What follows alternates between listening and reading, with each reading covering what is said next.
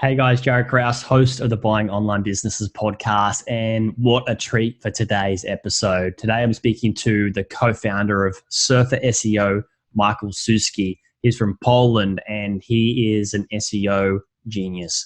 I perceivably thought he was really good at SEO, but when I had a chat with him and we could record this podcast, he just blew my mind with how much he knew and just dropped so much valuable content after valuable content after valuable content.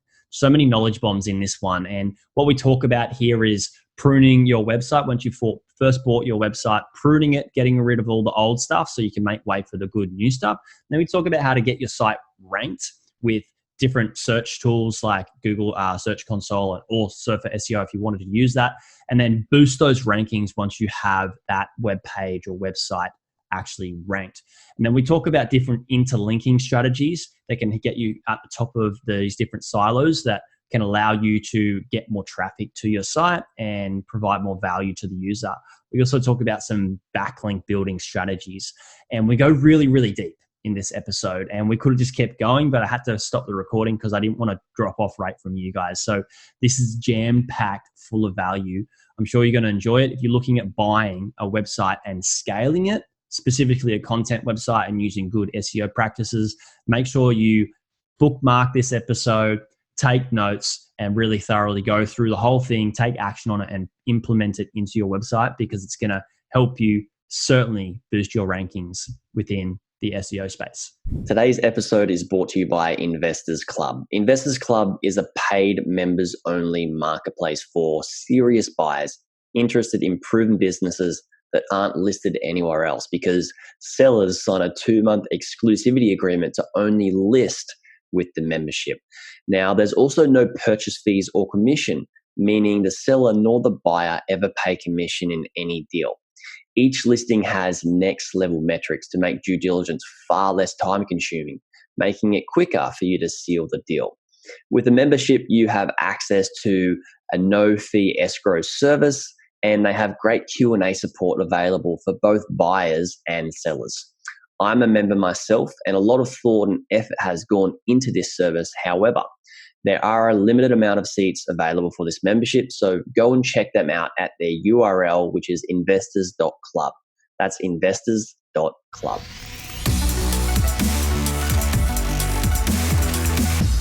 Hey everyone, and welcome back to another episode of the Buying Online Businesses podcast. And today I have a special guest that I reached out to after looking at their site and their platform, what they do. And his name's Michal Suski from SurferSEO. Michal, thanks so much for coming on. Thanks for having me. That's a pleasure. Yeah. So as you know, a lot of people that are listening, they've bought a website business and they want to grow it. And I thought a pretty natural progression for a lot of people is a tool that you guys have that, you know, you guys have been around for about 2 years now. And I love what you guys are doing. I heard about you through Matt Diggity, and I've heard you through a few other things online as well. So talk to us just briefly so people know what SurferSEO is and how it can benefit them as a site owner. Yeah, sure. So Surfer is mostly for gathering data from your competitors and telling you what are the patterns in SERP, if there are any correlations, for example, for using keyword in specific places, or about the length, about the website structure.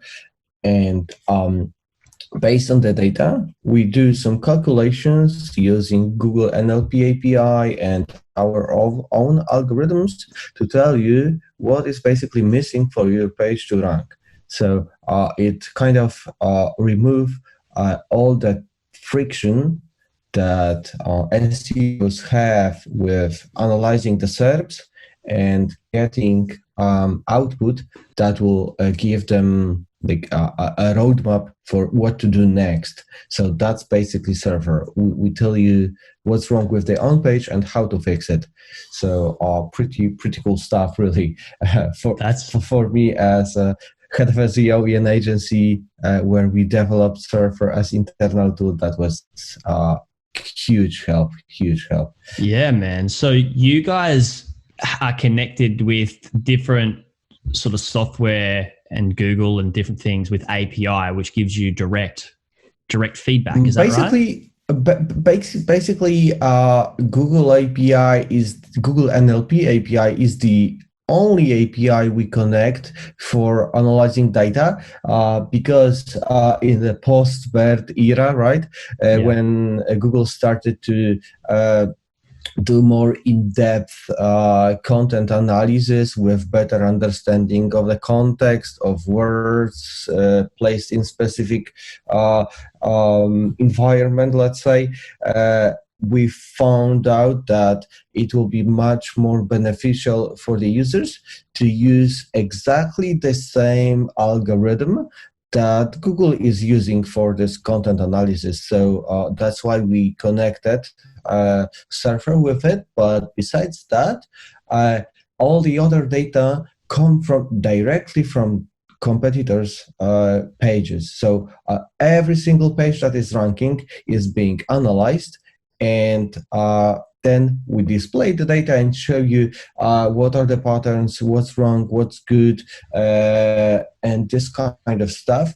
But what you have to know, it's all about pages that rank. It's not about the domains. So the content analyzed is on a page level, because the page is ranking, not the whole domain. But I think we will move to it a bit later, because recognizing if a keyword is for you is the most essential step of every single analysis. So I will tell you a bit of how to figure out if you can tackle a keyword or it's not yet for you. Yeah, it's really cool. It's part of what I teach in my community. When even just they're looking at buying a website business, is I go away and tell them to have a look at the competitor and see what they're doing well and see what they're not doing well or they could improve on, and what then relate that to the website they're looking at buying and seeing how that they could improve that within their business, or what may be a risk and how to minimize that in terms of rankings in Google algorithms or any facet of the business. But then when you come to the stage where you want to grow the website business, then having, I do this myself with this business and all my businesses. I go away and I do competitive research and see what they're doing well, see what they're not doing well, and see how I can grow above them. But having that, I think people that are listening may underestimate how powerful it is to be tapped into the data of your competitor's website to really analyze what they're doing and how you can take that information, use it use it for yourself to make your site even better and rank higher than theirs. Essentially, that's what your tool's doing, right? Yeah, exactly.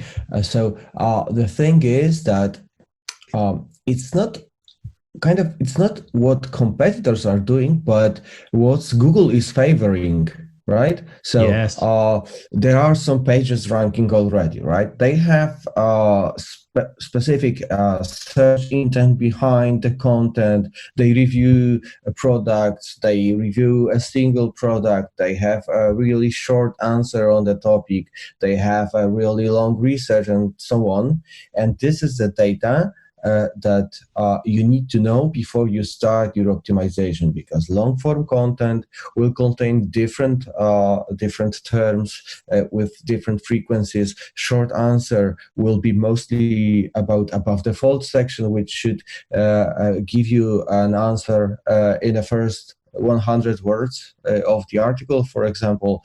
So this is the thing that you need to know before moving to optimization. And what I tried to say from the very beginning was that Google is favoring a specific types of answers. You can even have a positive review and negative review, right? And users that are visiting Google, providing behavioral signals, clicking on positives and negatives, can make Google think, hey, people want positives. We removed negatives from the top 10. And this is what they do. They test people's reaction and change pages that are ranking. So competitors are kind of steady in terms of their content. Not so many of them are optimizing yet. It may change, but they are like optimize the page, let it settle, and if it rank, they keep it like it is. And Google is shuffling with the algorithm and with the people's activity in specific SERP, and based on that, they change those pages because people don't like them or people like them. So people are ruling the algorithm right now, in my opinion. This kind of activity can ruin you or help you a lot if you match the intent and if you provide the value right away. The optimization is secondary to get there into the top 10. You can have like semantically correct, including every single word that your competitors have in specific frequency in specific places. But if you do not provide the value for the users, users will verify you with bind, with CTR, and so on, and you will drop anyway. So you have to write for the users, but optimize to get there so they can test your quality. So that's the point. Yeah, that's excellent. So you want to optimize your pages to what the feedback that Google is giving you via the API to ensure that you can get to that position where Google then is analyzing your site as well to get feedback and then tell us with their feedback what the viewers actually want, which can help us get ranked higher. Yeah, right? Exactly. Yeah. Exactly. And that's so cool, like to work that out. And for people that like me, that I'm not a huge tech guy, but to understand it at a higher level, to go, all right, cool. Basically, in layman's terms, for people listening, is that we're getting direct feedback from the API, and it's helping us to ensure that we're giving people what they actually want realistically, which is then going to allow us to rank higher, right? Before you rank in the top 10, Google is not able to test you for real. They can just read your page. They can check your so-called domain authority or credibility to rank. For example, they give you the credibility by ranking you in the second, third page of Google, but they are not driving traffic to you to test it for real. So the thing is to break this moment of getting into the top 10 and let your content be tested by the real users. So yeah, awesome. So that's the goal, is to break the pattern of not being in the top 10, get in the top 10, and then you can let Google test you, and then you can get more and better feedback to knowing what the users are actually wanting. That's great. So that's a hard thing to get to for some sites. So let's talk about how that they can possibly get to the top 10 in different ways. So just for example, somebody that buys a site, right? Would you suggest, there's a few different strategies they could take when they first buy a site. Some people get overwhelmed with how much there is to do. And then some people go, all right, I need to do this first and then that, and then this and then that. Now, what would you suggest? Would you say they should go maybe do prune the website and do a link detox? Or would you say they should maybe change the keywords or refine the content and do some link building? What do you feel is probably a generic approach for people that could get a result without too much hard work? Yeah, sure. So for me, it would be some basic on-site stuff like content duplication, thin content on the pages, like indexed tags or authors, or all of those pages that doesn't make real sense for anybody except the person responsible for building the CMS, right? So all the crap that is indexed. So site colon your domain, and you see if there are ranking pages, indexed pages that make sense or not. If they doesn't make sense, you fix them. So that's essential step to kick off, because you don't want to waste the crawl budget that Google gives you. So if you start with optimizing your content, and Google will crawl a bit of it and then move to the pages that you don't want them to crawl, then you will lose a lot of credibility, because they will find thin content. It mostly applies to WordPress. Let's be honest. It applies to WordPress. Yeah. So all the tags, categories, images indexed as separate pages, and all the taxonomies that are waste of the crawl budget, so they are not meaningful for anybody. They all have to be removed. If they rank for some kind of keywords, then you 301 them to the same topic pages, and that's the first step.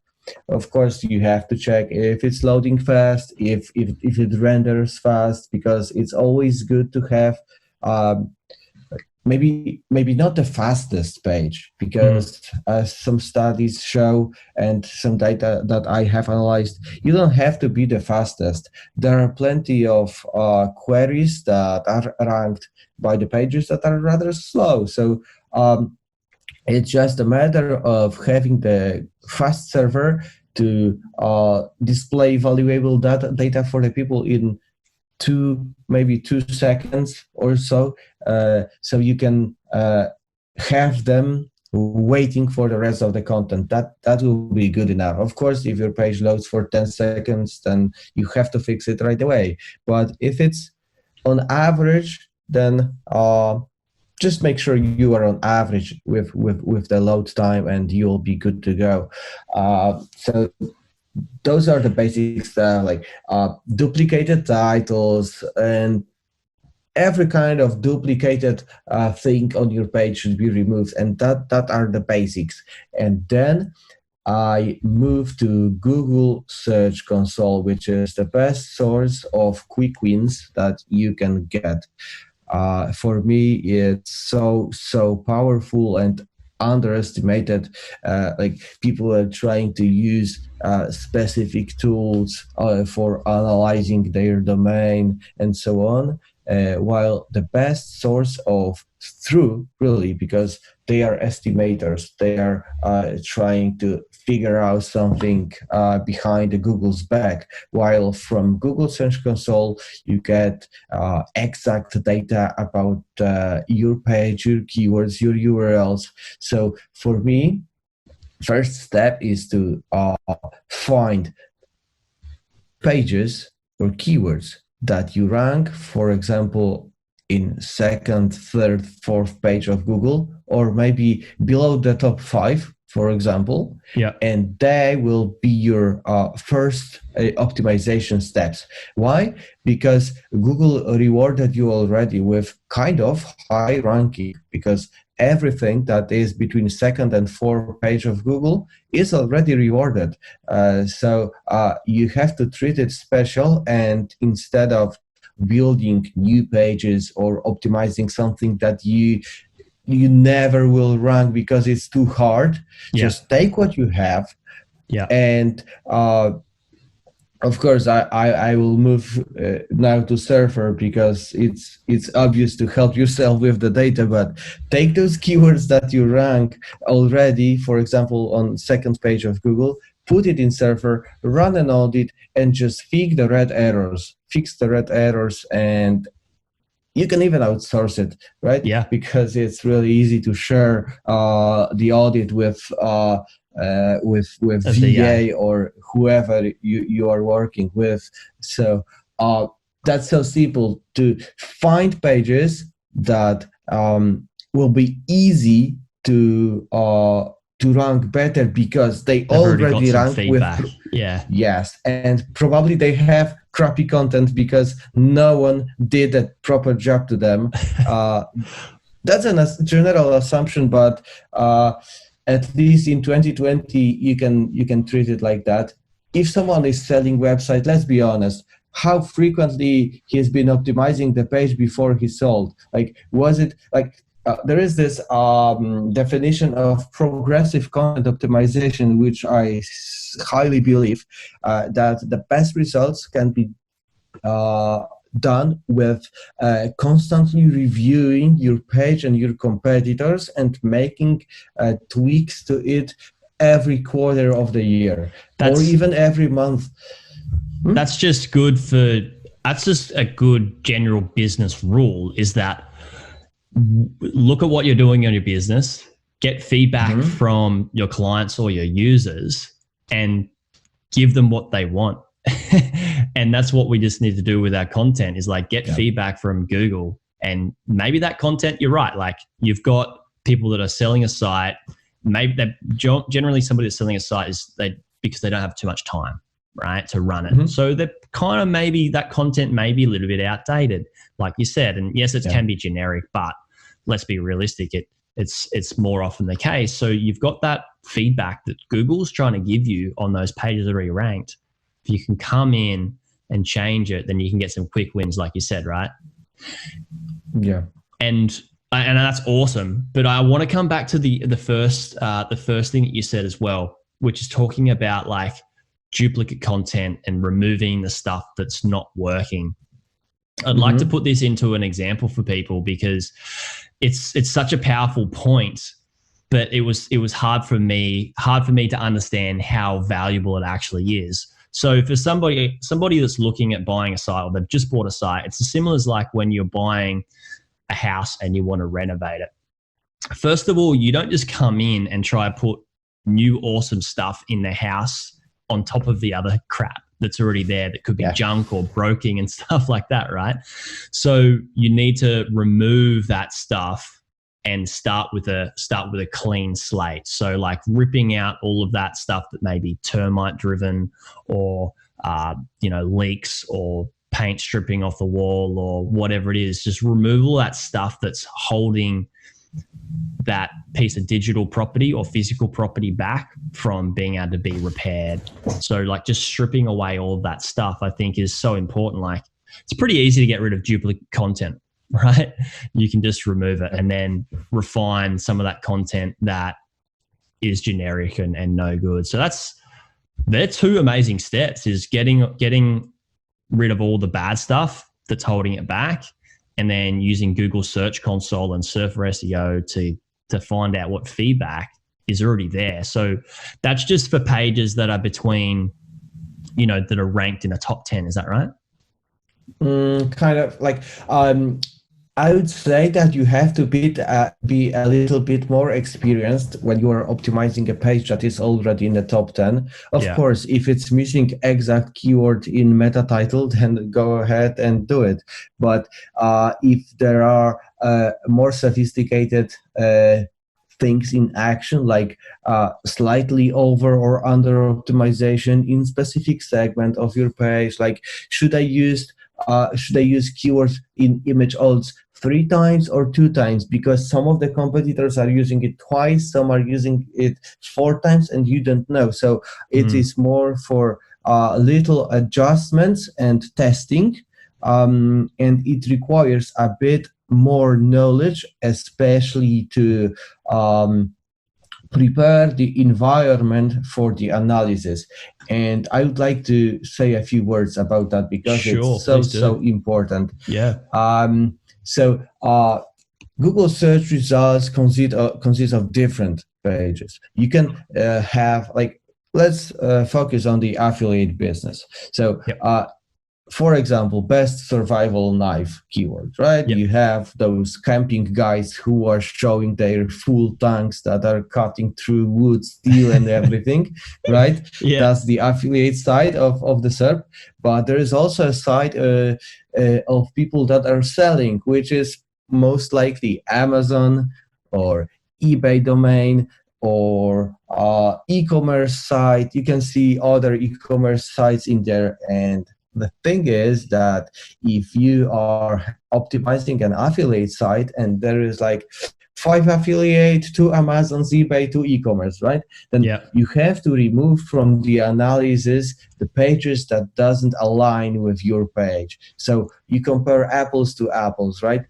Because if you will start doing on-page based on the competitors that are out of your range, that are completely different in terms of domain authority. You can even have a Forbes ranking for best survival knives because they rank basically for everything with exact title. So you just cannot rely on their own page because they are not strong with on page. They are strong with the domain that allows them to rank for pretty much everything that contains exact in title. So you have to just exclude them from the analysis and make sure that you compare with the pages that are strong with on-page. That's something that can be a bit tricky at the beginning for you, but what I do, I check how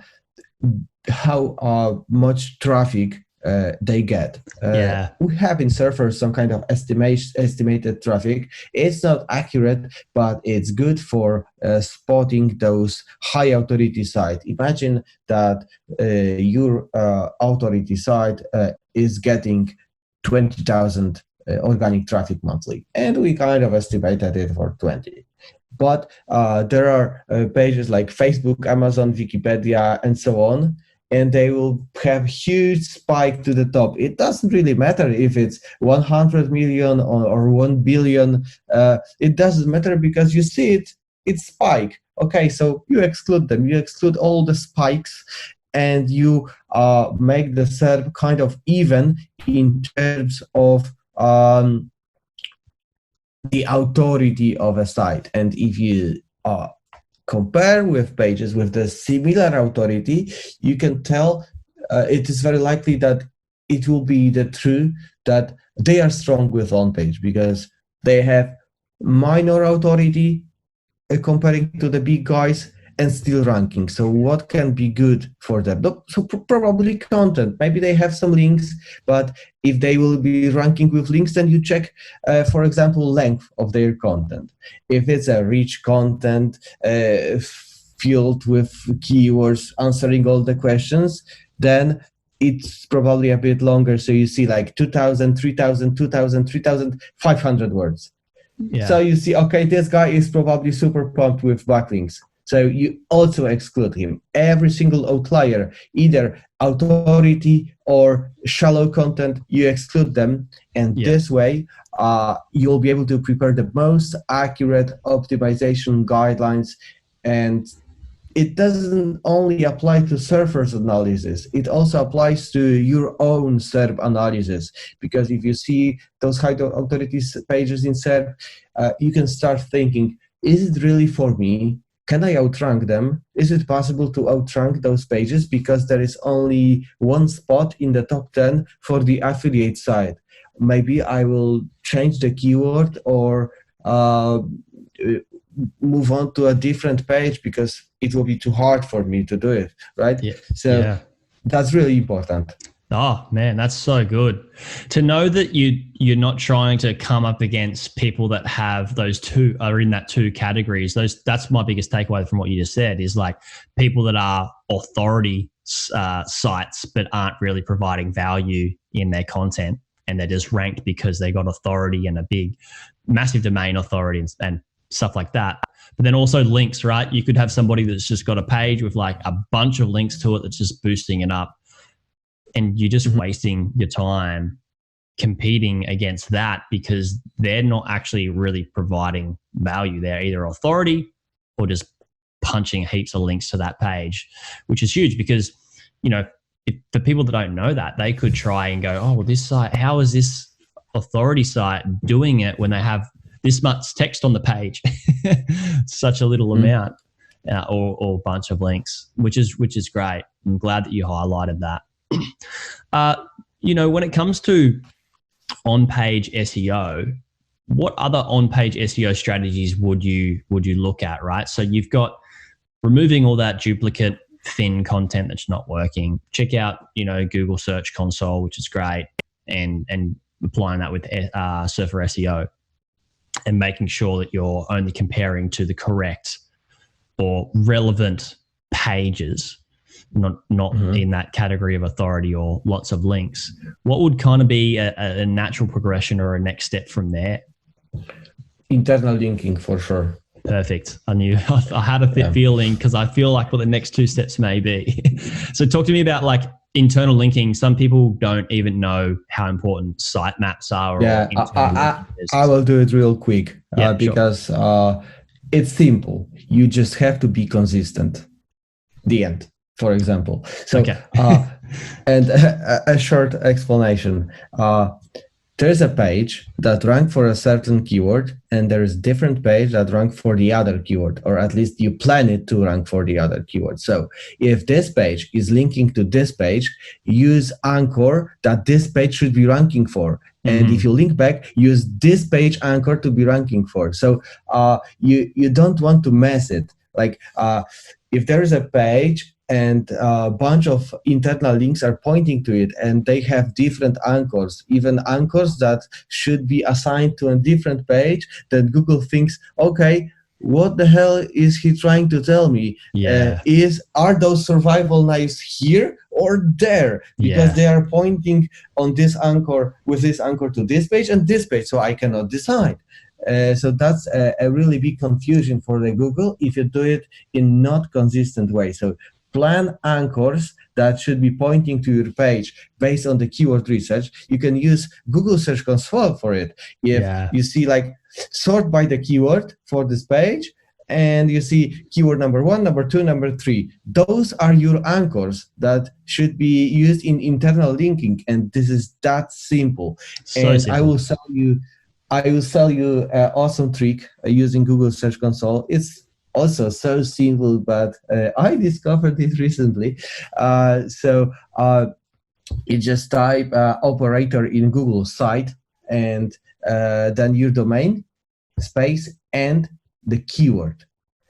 So you get a list of pages sorted by relevance for this keyword that you searched. And the first one will be the one that you are ranking. Okay, but the second one will be the one that will be ranking if the first one was gone, right? So it is relevant for Google in this topic that you searched for. So the list below the page that you are ranking is the natural list of pages that you can be internally linking from to the page that is on top one.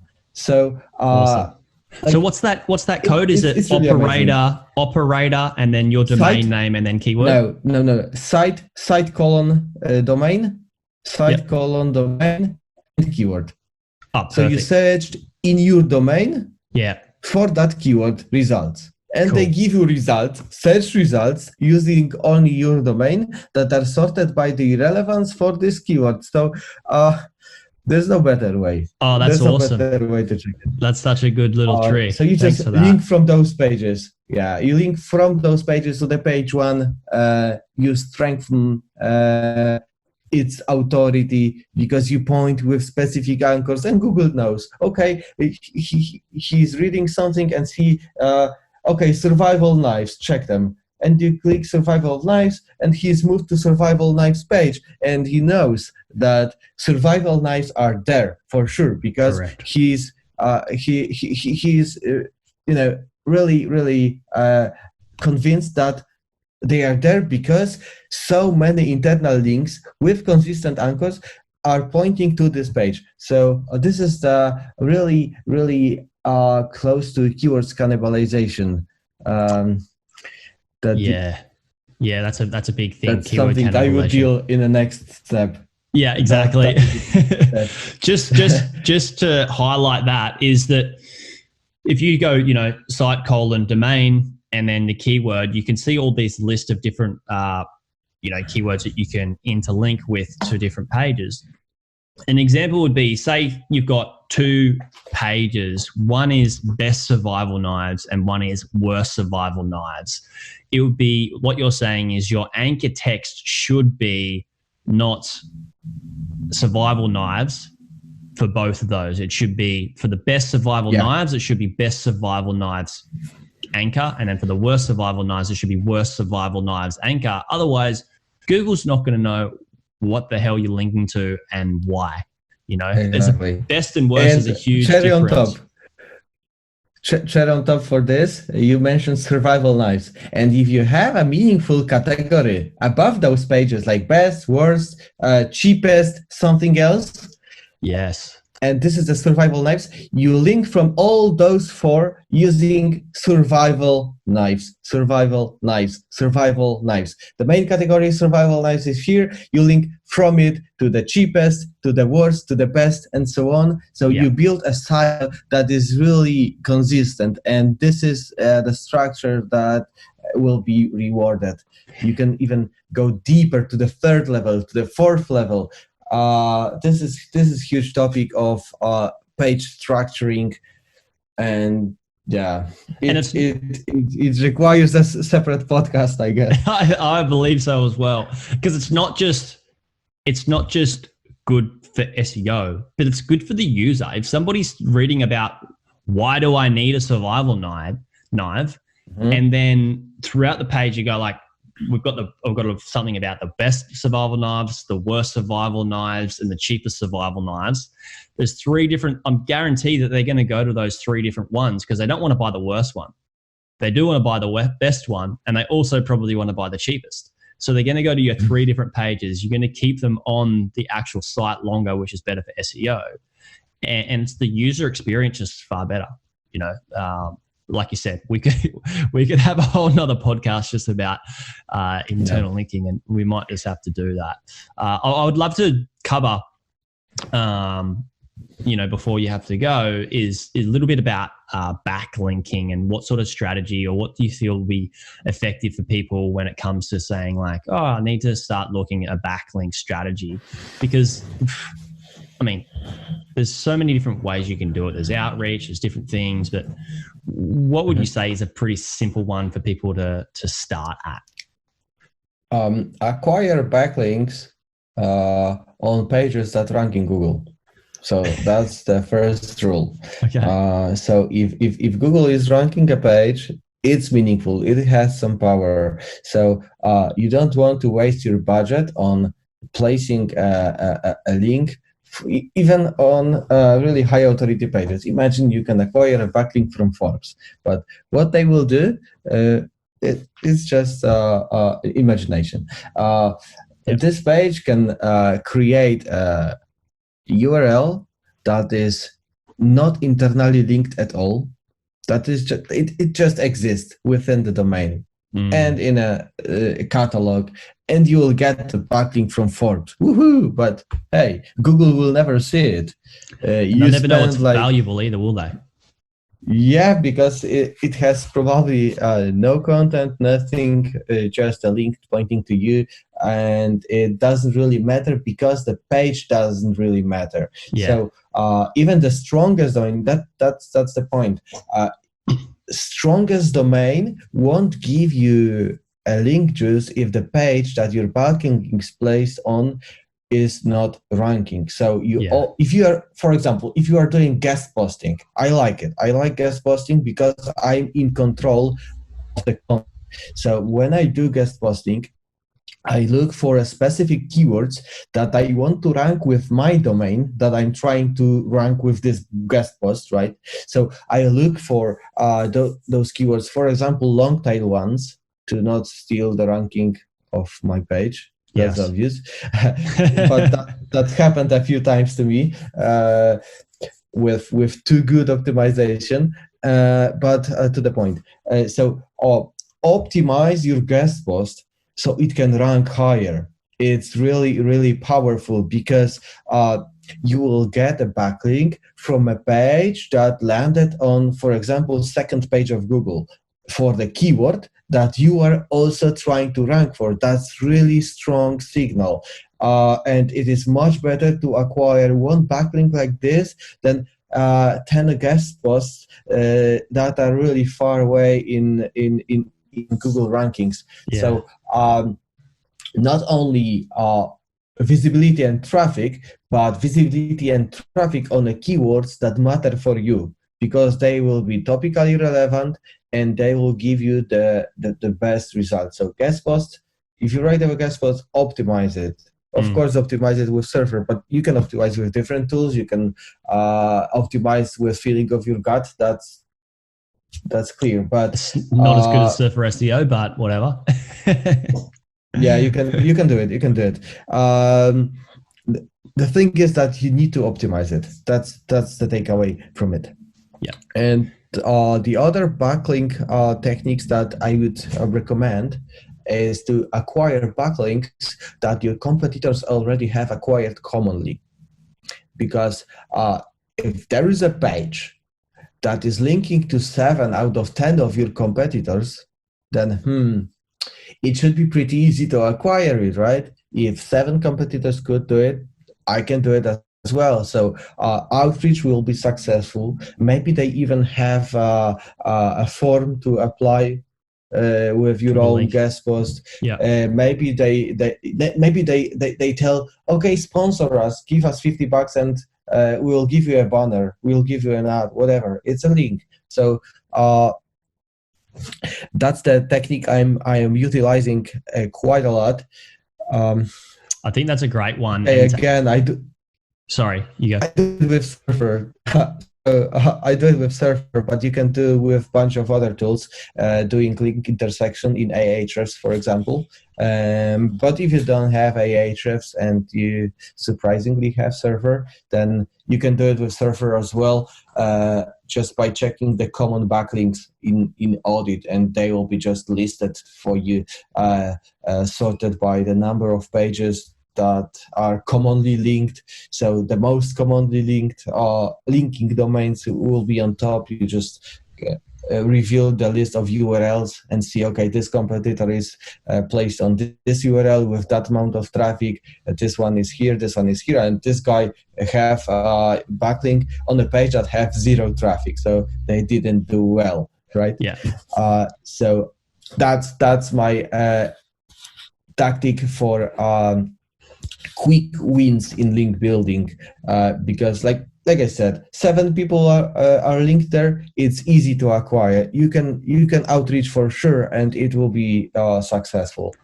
And to add to that as well is, like, you do want to check, like, they may have 7 links coming from that page, but you just want to double check that page is actually valuable, because, like, you know, like you said, from the first point, you could have people that are just getting links from a certain page that's got 2-3 paragraphs on it. It's not too valuable, but they may even still be charging for it, because people may not actually understand that backlink that page that it's linking from needs to be as valuable, if not more valuable, than the one it's linking to, which is yours, for it to hold up and have good link juice. And I think a lot of people really forget that. It's like, oh, I just need more backlinks and more backlinks. And a big theme for me last year and even coming into this year is, like, in content and in backlinks and in business and in life, is that quality over quantity trumps.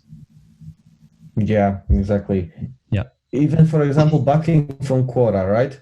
You can acquire backlink from Quora that is quality or really poor quality, and by reviewing competitors that are linked on Quora, you can see, okay, this guy is linked on a really hot topic that is relevant to my niche, and what should I do? I just go to this specific topic and put a quality comment in there, maybe to put some kind of optimization as well into this niche. You can even optimize your Quora comments to make the whole topic rank higher, because they may be missing some kind of terms that competitors are using.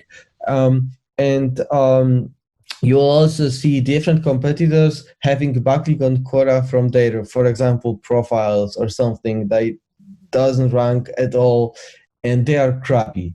The quality ones are those that drive traffic. So I think we can summarize of it. If a page is driving traffic on relevant keywords, it's the best page you can get as a backlink. Totally agree. That's a good summary. That's absolutely excellent. Like we could, I feel that we've had a really good chat today, and we could just keep chatting for another hour or two, but people will drop off, sure. And they have to, get to work and turn their car off, so they're going to stop listening to us soon. But where can people? We might have to get you back on. So where can? And I feel that would be actually excellent. I'm pretty sure people would have been loving this as much as I have. Where can people find out more about Surfer SEO and yourself, Michael, and how to get involved in this? So you can find us on YouTube. There are a few walkthroughs that I did. So you can watch them. Like it's 2 hours, but it's everything you have to know before you start. If you prefer reading, then go ahead and check our blog. There is plenty of posts about how to write new content, how to optimize existing content, and so on. And if you want to get some case studies, just type SurferSEO in Google, and bunch of people are speaking about it, like Matt Diggity, Matthew Woodward, John Pinedo, and a few others that have positive results. You can even join our group on Facebook, SEO surfers, and people are sharing their charts that are all green, and that's really pleasing to me when a user of Surfer shares, hey guys, it's amazing and here's what I did, and we are like, oh, that's so lovely. So you will find plenty on the web if it's working. Cool, guys. I'm going to give you guys some links to Surfer SEO, and also there's a one blog post in particular that I saw. It's I think it was the 10 things you can do in Surfer, and I found that really helpful and really cool. So I'll also link to that in the show notes. Everybody listening, thank you for listening. Really appreciate you guys. You guys are absolutely excellent. This podcast is growing amazing, and I'm seeing the engagement that you guys absolutely love this. So I just want to say a massive thank you to you guys. Awesome. For those of you who are listening and you like this, please do me a massive favor and go away and leave a review letting me know what you actually liked about the show and what you liked about talking about and what guests you've liked, such as Michael, so I can bring on more awesome guests and also bring on more awesome topics to the show to ensure that you guys are still loving this and it's going to be valuable for you. So please go away and leave a review. I'd be greatly appreciative. And Michael, thank you so much again. And I'll speak to you everybody soon.